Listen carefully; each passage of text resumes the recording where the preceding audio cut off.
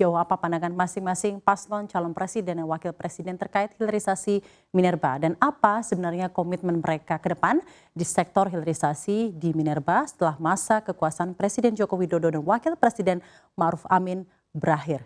Sudah hadir di studio CNBC Indonesia perwakilan dari tim sukses paslon presiden dan wakil presiden. Ada Fadil Hasan, anggota Dewan Pakar Tim Nasional Anies Baswedan Muhaimin Iskandar atau Timnas Amin. Lalu paslon nomor 2 diwakili Erwin Aksa, Wakil Ketua Umum TKN Prabowo Gibran, dan paslon nomor 3 diwakili oleh Heru Dewanto, Sekretaris Eksekutif TPN Ganjar Mahfud. Lalu sebagai panelis ada pula hadir bersama kami ekonom senior Indef Didik Rahbini dan Anggito Abimanyu, Chief Economist CNBC Indonesia yang bergabung dari Yogyakarta secara virtual. Selamat malam Bapak-Bapak sekalian. Hari ini cukup ramai, ada 5 orang.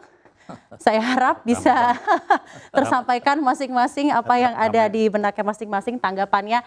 Singkat saja, hilirisasi, evaluasi dan tanggapannya dari paslon 1 dulu. Silakan Pak. Terima kasih Mbak Safrina, Pak Erwin, Pak Heru, Mas Didik, dan Mas Anggito yang ada di Jogja. Jadi kalau kita kan mengusung tema perubahan ya. Dan saya kira ini salah satu kebijakan yang akan kita evaluasi karena kita menilai bahwa hilirisasi secara konseptual itu saya kira sesuatu yang sangat baik ya dan akan bisa memberikan manfaat terhadap perekonomian kita. Tapi pertanyaannya itu adalah bahwa hilirisasi yang dilaksanakan sekarang ini dalam kasus nikel terutama itu adalah bahwa kita melihat instrumen yang digunakan, kemudian manfaat atau distribusi manfaat yang diperoleh antara para pelaku itu timpang gitu ya. Jadi sebagaimana tadi disampaikan bahwa 90% saya kira manfaat itu diperoleh oleh perusahaan-perusahaan Cina yang beroperasi atau yang memiliki smelter itu.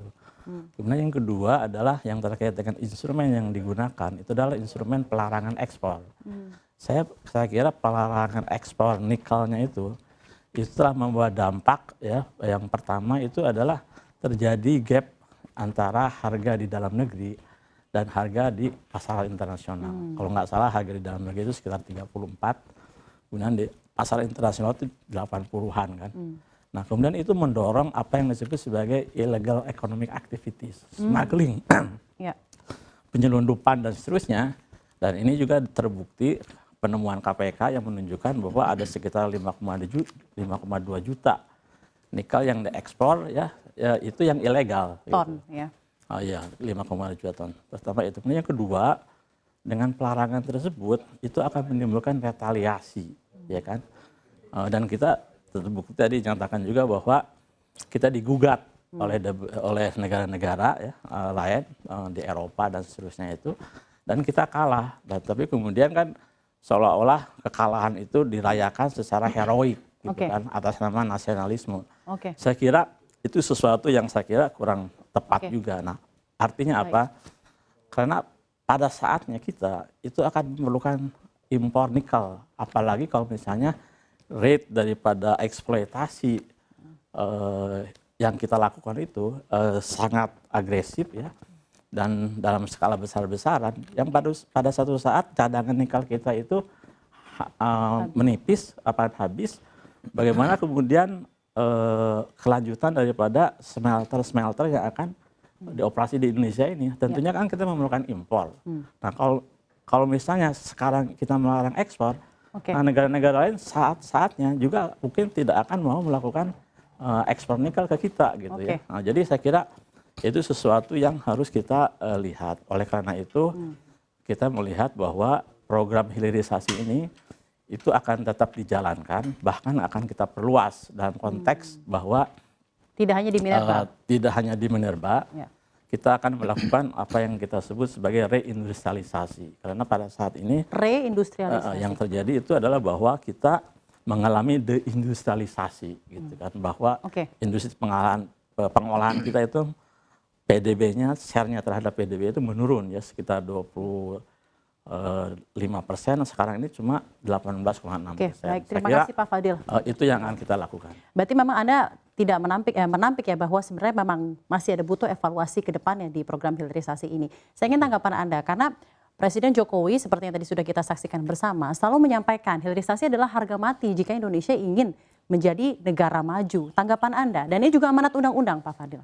Iya, saya tidak akan menyebutnya sebagai hilirisasi sebagai harga mati.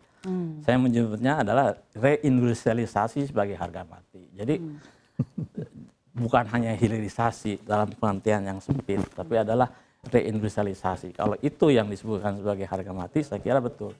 Tapi hilirisasi yang dilaksanakan sekarang itu saya kira agak salah arah gitu ya. Dengan instrumen yang digunakannya itu dan distribusi manfaat yang diperolehnya itu saya kira mayoritas itu bukan kepada perekonomian nasional, ya, tetapi kepada perusahaan-perusahaan yang disebutkan tadi Pak JK itu. Ya. Jika Amin mendapat amanah menjadi presiden Insya Allah. dan calon presiden, singkat saja Pak, apa yang akan PR pertamanya diubah dari hilirisasi yang ada di presiden? Ya tentunya kita akan melakukan evaluasi, ya kan? Evaluasi secara menyeluruh. Karena apa? Hilirisasi pun tidak dapat dilakukan pada semua komoditas minerba itu, ya kan? Kita harus melihat karakteristik dari masing-masing komoditas. Untuk nikel mungkin kita tepat misalnya ya melakukan hilirisasi itu dengan perbaikan-perbaikan. Tapi untuk komoditas lainnya, di mana kita itu merupakan negara yang kecil ya, small economy dalam komoditas tersebut, hilirisasi itu dengan pelarangan, dengan instrumen pelarangan ekspor itu justru akan merugikan kita gitu. Jadi kita tidak akan menyamaratakan dan melakukan hilirisasi di semua komoditas. Berarti reindustrialisasi bukan hilirisasi, dan there is no one size fits all policy, nanti akan masing-masing komoditas akan berbeda treatmentnya. Betul. Pak Erwin, saya lihat sudah senyum-senyum tanggapannya.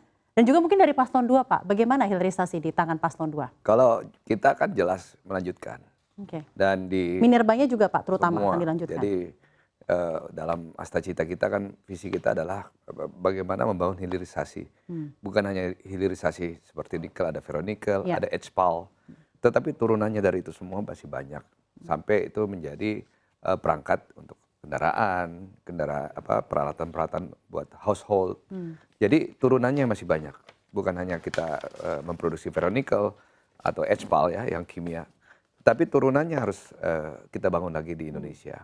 Contoh sekarang ini Samsung, dari Korea itu kan udah bangun ya, dari Hyundai ya, dan Lotte, LG, itu sudah bangun yang namanya pabrik baterai Indonesia. Dan itu turunan daripada HPAL, nikel itu.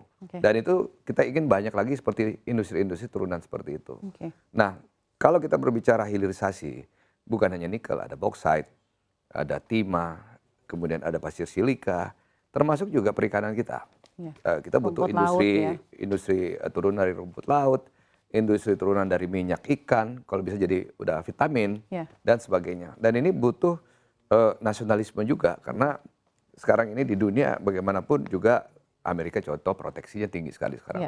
Karena mereka takut dengan bagaimana Cina yang berekspansi begitu besar, dan mereka punya teknologi yang begitu maju, dan SDM-nya murah. Nah, Indonesia juga harus memiliki pengetahuan geopolitik yang kuat juga. Kenapa? Kalau kita punya minerba ini diekspor mentah-mentah ke Cina.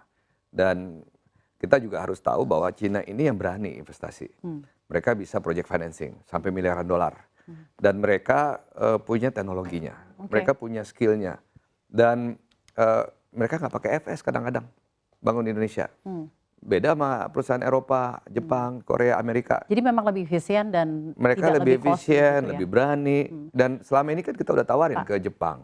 Pak kita Erwin, udah tawarin saya juga ke pengen Korea. tanggapannya Pak Erwin, Pak. Pak JK tadi bilang katanya 90% hasil hilirisasi ini hanya menguntungkan China. Pengen dong tanggapannya. Lagi-lagi kan kita harus akui bahwa yang berani membiayai proyek-proyek begini adalah China. Jadi benar menguntungkan China Pak hilirisasi? Otomatis adalah mesinnya dari China. Otomatis alat-alatnya dari China.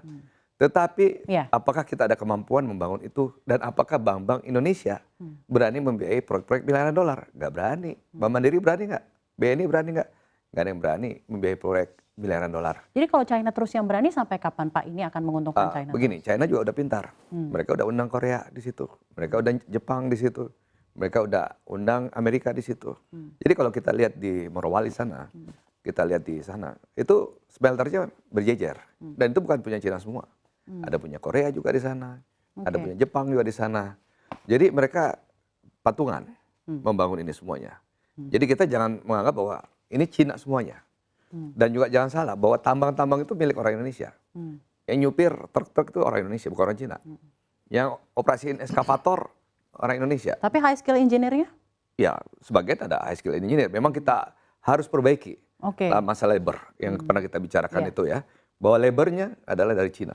Padahal kita ada punya tenaga skill dari ITB. Nah, ini yang harus kita rubah. Bahwa kita harus perbaiki kebijakan tenaga kerja kita. Nah, karena orang mau kerja di Morowali harus bahasa Cina. Karena mereka nggak bisa bahasa Inggris, apalagi bahasa Indonesia. Jadi benar kenyataannya seperti itu, karena memang ada dari ekonomi sosial lebih faktor financing. Faktor financing, project financing dalam proyek-proyek skala begini, itu Amerika pun juga nggak berani membiayai proyek-proyek seperti ini. Nah, jika nanti Pak Prabowo dan Mas Gibran mendapatkan amanah gitu ya, menjadi presiden dan wakil presiden, apa note evaluasi yang paling dititik beratkan oleh Paslon 2? Masalah lapangan pekerjaan. Itu harus kita utamakan lapangan pekerjaan Indonesia. Kita harapkan dalam waktu 2 tahun lapangan pekerjaan di sana itu sudah diganti oleh tenaga-tenaga skill Indonesia, engineer-engineer Indonesia. Yang kedua kita harapkan, ya sekarang banyak izin tambang dicabutkan, dikembalikan lagi ke pengusaha lokal. Itu kita harapkan demikian. Kemudian ada transfer daripada knowledge daripada industri smelter ini, karena kebanyakan industri ini dulu teknologinya dari Kanada, dari Amerika, Jepang. Tapi China udah bisa kopi. Nah, mereka lebih murah, steel structure-nya mereka semua lebih murah dari negara-negara lain. Jadi kita harus akui juga bahwa mereka lebih efisien, mereka lebih berani. Kemudian dalam waktu singkat mereka bisa investasi miliaran dolar di Indonesia. Dan sekarang Indonesia adalah pengekspor ferronickel terbesar di dunia. Dan kita produsen HPAL terbesar di dunia. Dan itu kita harus bangga. Dan kalau kita tidak punya harga diri dalam hari ini memproteksi sumber daya alam kita, saya pernah lihat stockpile di Cina 3 juta ton yang namanya tanah dan air, yang namanya ore dari nikel itu ya. Jadi itu udah nggak ada lagi karena mereka udah pindah relokasi pabriknya ke Indonesia. Nah itu yang harus kita lanjutkan. Tetapi bukan hanya ferro, nikel dan HPAL-nya yang kita bangun, tetapi downstreamnya lagi masih banyak kok turunannya dari itu semuanya. Ekosistemnya itu ya Pak. Ekosistemnya masih banyak ya. Mungkin nggak dibangun di sana, dibangun di Kerawang, di Bekasi dan sebagainya. Jadi turunannya harus diperbanyak. Pak Erwin, saya ingin tanggapannya dong. Tadi Pak Fadil menyebut mengenai term reindustrialisasi. Seperti apa? Kalau bicara reindustrialisasi, Indonesia juga tidak bisa lagi berbicara labor intensif yang gajinya rendah. Karena itu sudah bisa ada saingan kita namanya Bangladesh, ada saingan kita namanya Myanmar, ada saingan kita namanya negara-negara yang baru juga ya, labor intensif. Nah, sekarang masih ada tekstil yang ada di Indonesia, tetapi yang sudah yang kualitas tinggi. Ya kita contoh kain-kain yang diproduksi oleh tekstil Indonesia, itu contoh yang beli Uniqlo, ya, dan perusahaan-perusahaan branded, dan itu yang harus kita jaga bahwa kita ingin labor intensif tapi yang value-nya tinggi. Reindustrialisasi Indonesia itu penting karena kita sudah melewati yang namanya industri-industri labor intensif yang murah gajinya. Kita harus yang labor intensif tapi gajinya tinggi. Bikin handphone, bikin kulkas, bikin TV, umpamanya. Demikian, bikin baterai. Ya, bikin macam-macam yang menjadi turunan dari sumber daya alam kita. Terima kasih Pak Erwin, sudah cukup jelas. Silakan Pak Heru, hilirisasi Minerba seperti apa evaluasi dan tanggapannya dari Paslon 3. Kalau ada yang ingin ditanggapi juga dari apa pernyataan Pak Fadil dan Pak Erwin, silakan. Ya, jadi kalau Pak Fadil kan bicara perubahan, ya. Mas Erwin bicara lanjutkan. Nah, kami kan harus jelas juga kita ini melanjutkan, memperbaiki, menuntaskan dan menambah. Nah itu menambah. Paslon 3. Nanti saya jelaskan di mana menambahnya. Nah sekarang ini sudah ada dalilnya nih menurut Pak Mahfud. Yang disebut memperbaiki itu adalah yang bagus dilanjutkan. Kalau ada yang lebih bagus ya ditambahkan. Nah itu dalil dari Pak Mahfud. Ya, Pak Heru, ya. Nah sekarang kalau kita bicara soal hilirisasi, Mas Ganjar dan Pak Mahfud ini punya mimpi, ya kan? Pertanyaannya apakah ini adalah mimpi kita semua, mimpi kita bersama. Yang pertama adalah mimpi menjadikan Indonesia menjadi 5 besar kekuatan ekonomi dunia. Oke. Ya kan? Untuk bisa sampai di sana, berarti kan income per kapita kita harus di atas 15.000 tahun 2045. Ya. Untuk itu kita butuh tambahan 5.000 billion US dollar. Untuk itu kita butuh pertumbuhan sampai 7%. Kalau memang itu intention kita untuk bisa mencapai ke sana. Nah, untuk bisa mencapai pertumbuhan sampai 7%, berarti kita butuh mesin-mesin ekonomi yang lebih kuat dan lebih baru. Apakah hilirisasi salah satunya? Salah satunya hilirisasi. Kalau kita menggunakan mesin-mesin ekonomi yang ada sekarang, ini tidak mungkin bisa mengangkat sampai ke 7%. Karena itulah maka kita harus melihat mesin-mesin ekonomi baru apa saja yang bisa ditawarkan oleh negara kita. Oke. Kita berangkat dari keunggulan komparatif kita. Kita punya sejumlah sumber daya mineral, kita punya sejumlah sumber daya berasal dari laut dan kelautan, kemudian juga dari agro. Nah, pada saat kita bicara comparative advantage, tantangannya bagaimana membuatnya menjadi competitive advantage. Nah, kalau kemudian kita bicara mineral, nikel kita adalah pemegang saham terbesar nikel di dunia saat berarti ini, competitive advantage. 22%. Berarti kita punya comparative advantage.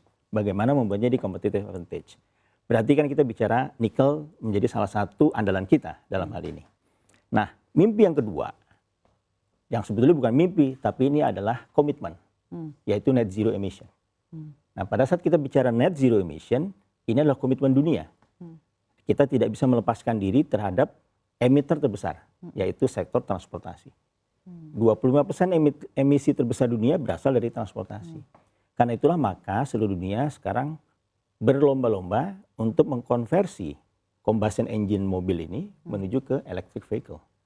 Nah, kalau transmission energy bagaimana tanggapan Anda mengenai coal plant, Pak?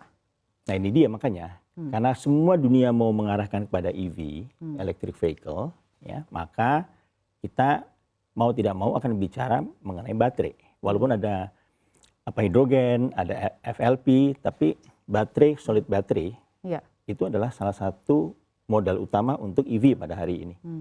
Dan pada saat kita bicara baterai, maka tidak lepas dari kobalt dan nikel. Nah, pada saat kita bicara kobalt dan nikel, Indonesia memiliki sumber daya ini.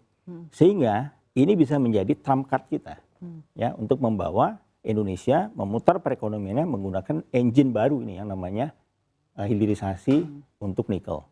Nah, nikel ini dihilirisasi bukan hanya di hulusnya saja.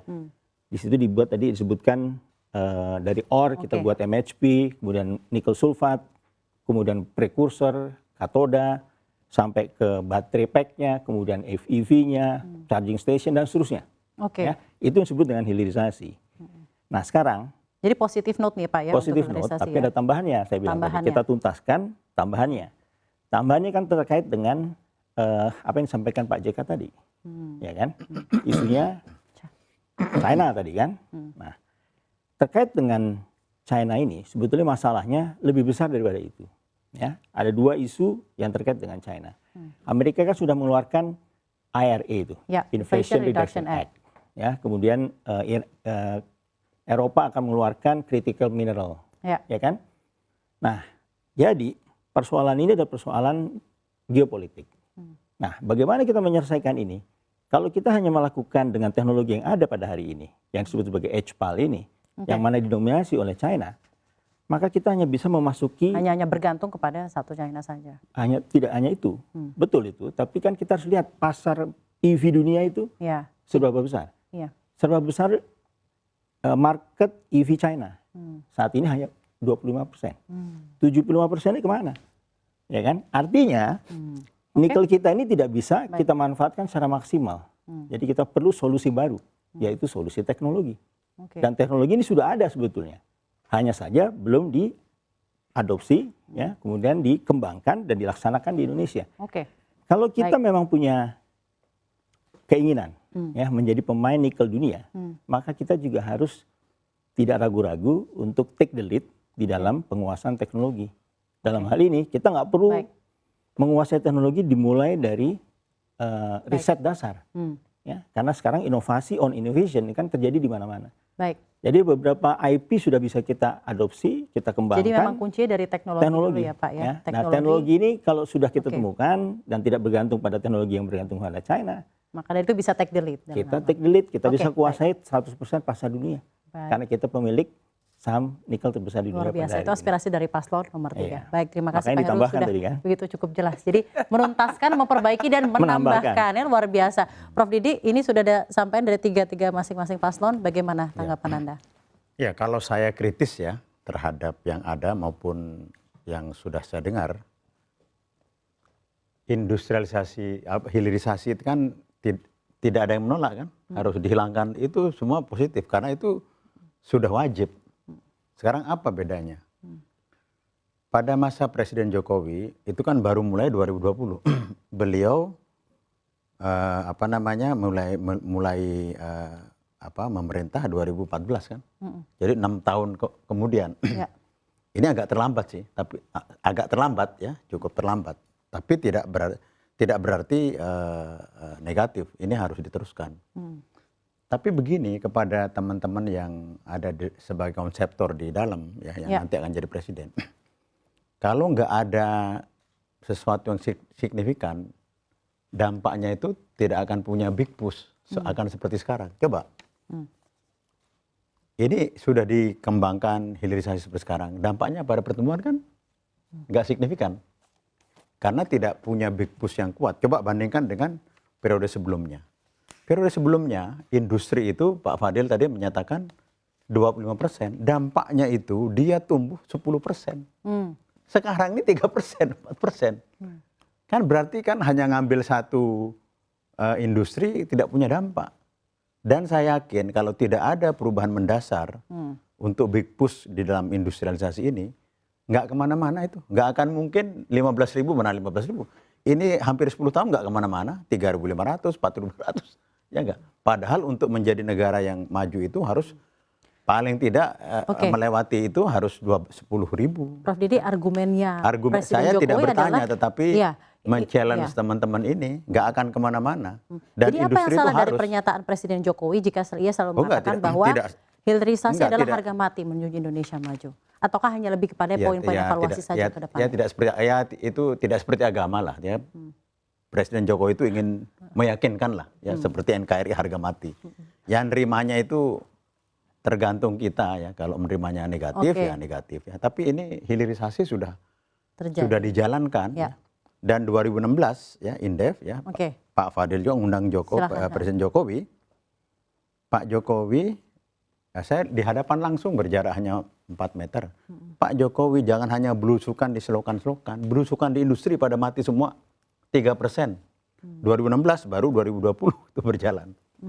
Tapi saya kira ini harus diteruskan. Cuman diteruskannya kalau as is seperti ini, nggak kemana-mana. Paling push nggak akan kemana-mana. Paling nanti setelah periode 5 tahun cuma 6.000. Sekarang 4.800. 6.000. 6.000 itu kemiskinan masih banyak, kesenjangan masih tinggi, kita orang yang masih kurang gizi akan banyak.